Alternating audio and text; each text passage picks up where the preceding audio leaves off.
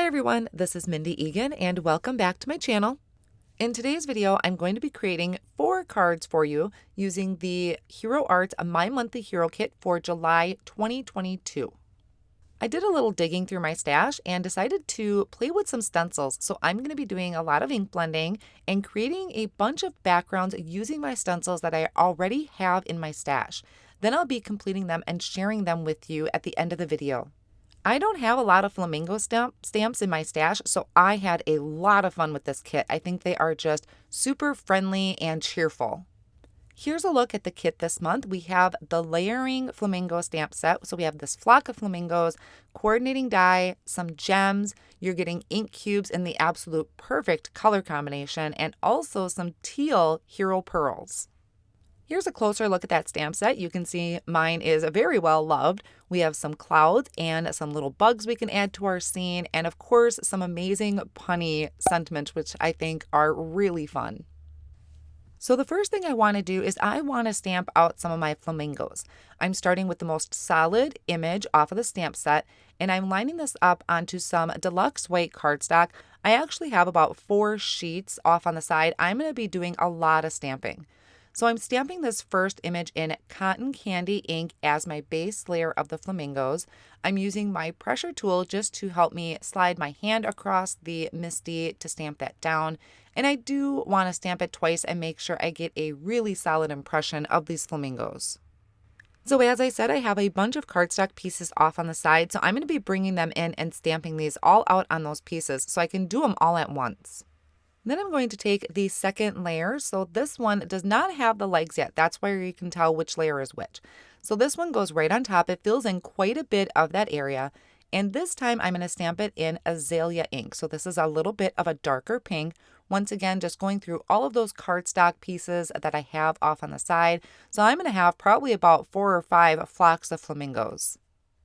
Next, I'm lining up the third layer. So this one has the legs on it. I was very careful to match up the legs to kind of there's a little bit of pink that goes down into the leg. For this one, I'm using 2 colors. I'm using cherry and dandelion. I want to be able to create kind of that shadow area of the feathers with the cherry and then stamp the legs in the dandelion. So I'm taking the corner of my ink pad and inking up the feathers area. I might get some onto the legs, and that's perfectly fine. When I stamp the dandelion, it's kind of going to give this orangish tint, which I think just kind of adds to the colorful look of the flamingos. I went through and stamped all of the feathers and cherry, and then I'm coming back in and I'm stamping the legs in the dandelion. Once again, I'm kind of using the corner of my ink pad to get up just right next to the feathers area and then stamp the legs down.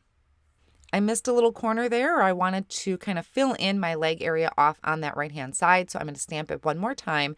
And now if you find you got some red on your dandelion ink pad, just take a paper towel and rub it off. I really should have done that in reverse order. I should have done the yellow first and then the red, but I don't always think ahead like that. So I'm just taking a paper towel to brush off that cherry ink.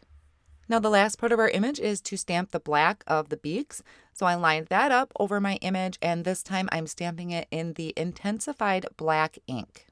And that finishes the stamping part of our flock of flamingos. I absolutely love these flock of flamingos. I'm going to take the coordinating die, hold it down with a low tack tape, and die cut these out. Now remember, I have a whole bunch that I stamped and die cut out just to have. If I don't use them all, I'll save them for a future project. Next, I'm going to start working on a bunch of backgrounds. So that's really all I did is I sat down and I played with a bunch of stencils.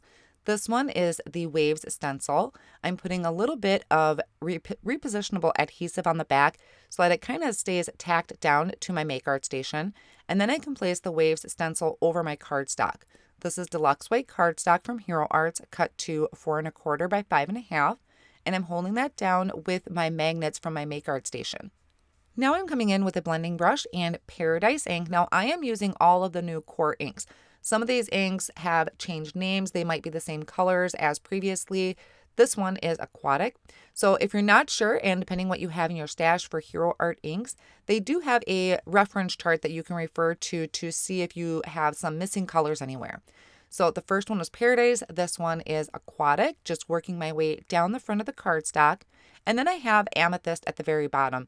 This is my favorite because I love how the Amethyst blends into that aquatic ink. So that's one of my favorite color combinations.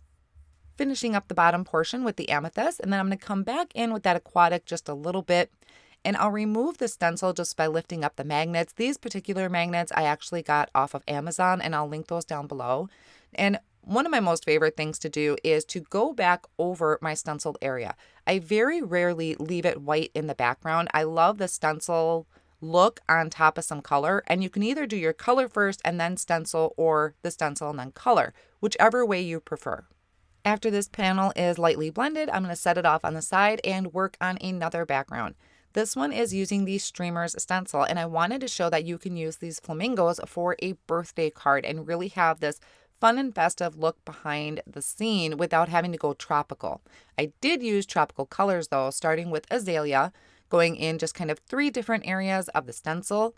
And then I'm going to come in with a blue. So this one is Bermuda. It's a very dark teal, kind of blending into that pink to create this really great color of purple.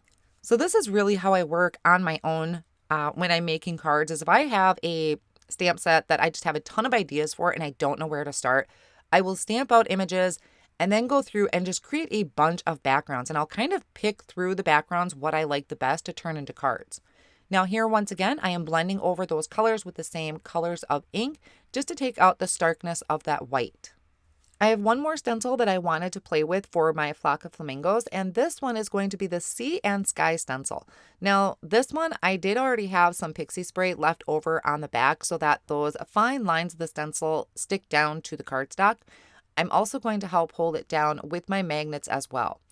This time, I'm starting out with aquatic ink, blending the water area of the stencil, and then I'm going to deepen that bottom portion with a deep ocean. I'll move back up to the middle of the card, and I'm going to ink blend on Dandelion for kind of that sun area. I'm making sure not to go too far into that blue. I really didn't want to create a drastic color of green. I just want it to barely touch the blue. And then the top of the sky, I'm going to come in with Azalea. And I love when this color, when Azalea meets the yellow, it creates a beautiful orange. But now to me, my Dandelion was looking a little pale compared to the rest of my colors. So I'm going to come in with Spicy Mustard and kind of help deepen up that yellow just a little bit more. Now I'm going to go back up to the top of the card, and I'm going to bring in Amethyst just to the very top, blending into that pink. I'll then carefully remove the stencil, and I'm going to go back over all of those areas once again with those coordinating colors to tame down that whiteness, just like I did on the previous cards. All right, so I have one more background that I want to share to you, and I probably should have started with this one because this is probably the easiest out of all of them. So this one is going to be just a plain ink blended background.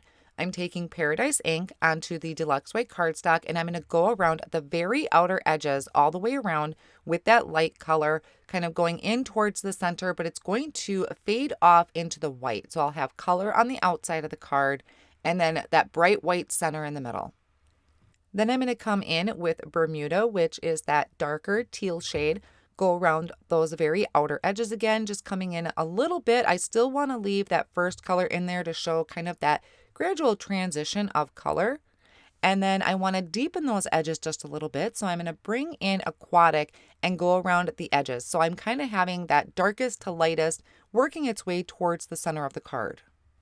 Once this background is done, I'm going to lay out the flock of flamingos, and I thought it'd be really pretty to have 2 sets on here, just kind of one on the top half of the card and one on the bottom, and probably a sentiment right in the middle.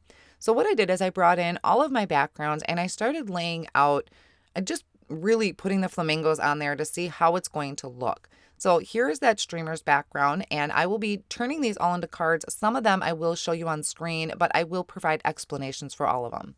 Here's another one that I thought looked really pretty with kind of that black frame. And then there is the sea and sky, and this time with a shadow of the flamingos. So we'll start with the one that has this frame. So this frame is using the jungle frame that I die cut out of pitch black cardstock. And I'm going to attach it to another layer that I die cut from matte gold cardstock. I'm just going around the back of that frame with a tape runner, or you could use liquid glue, And then I'm going to offset it. So I'm just shifting it over a little bit so that gold is popping through, and I'll just trim off any excess gold on the edge there.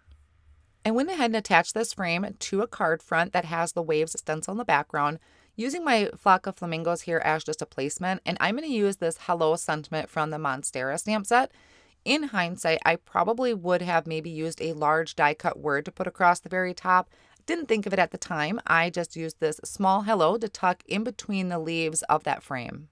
I'm going to stamp that in the Intensified Black ink, and then I'm going to attach my flock of flamingos either with a tape runner or you can use some liquid glue. So that will finish off my first card that I have put together here for you. And I really love that black frame around the edge, my bright pink flamingos, and that stencil in the background. The next card I'm going to create on scene for you is using that Sea and Sky stencil. I already went ahead and stamped a sentiment on the background with my Intensified Black ink. And right now I'm just masking it off with Post-it tape. I'm going to add flicks of the gold and white glimmer metallic ink. So I'm adding a couple drops to my work surface, and then I'm going to add a couple drops of water. Now the reason I stamped my sentiment first is because if I were to add the flicks of this onto the background, it's hard to stamp on top of flicks. So I thought by stamping it first is a lot easier, and I can always just mask off the sentiment like I did. So I mixed all of that up with my water and a paintbrush, and I'm tapping on the gold and the white glimmer metallic ink. Since I had all that out, I'm bringing in a couple of the other backgrounds and adding those flicks as well. And for the streamer's background, I'm going to add flicks to it, but I'm only going to add the white flicks. Now all my backgrounds are done. I'm going to start pulling them into cards, and I'm going to share with you how I created the rest of the cards.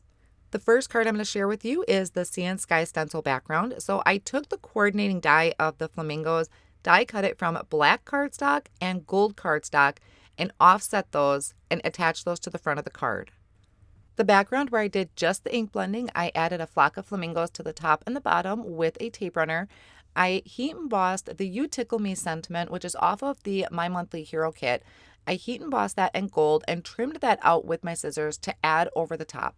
And then the streamer's background, I die cut that panel with a circle from the Circle Infinity die, and I created kind of a shaker. I did not layer the foam very thick, so the shaker bits don't move a lot in there, but I really wasn't looking for it to be a complete shaker. I just wanted to have some sparkle in the background there. And then I added a sentiment towards the bottom, which is Happiest Birthday Wishes. And it took me a while to figure out this is a play on words, which would be Happiest Birthday Wishes. Took me a while to figure that out. And I know my sentiment is a little off center on my streamer's birthday card, but I am going with it anyway. I don't think the recipient is going to worry about if it's centered or not. So there I have 4 ideas for you using the July 2022 My Monthly Hero kit from Hero Arts. I will have all of the supplies listed down below in the video description and over on my blog as well. And I'm also sharing the card that I created for the countdown to the kit, which is using the kit and the flock of flamingos as well. Thank you so much for joining me today. Here are a few other videos I think you might enjoy.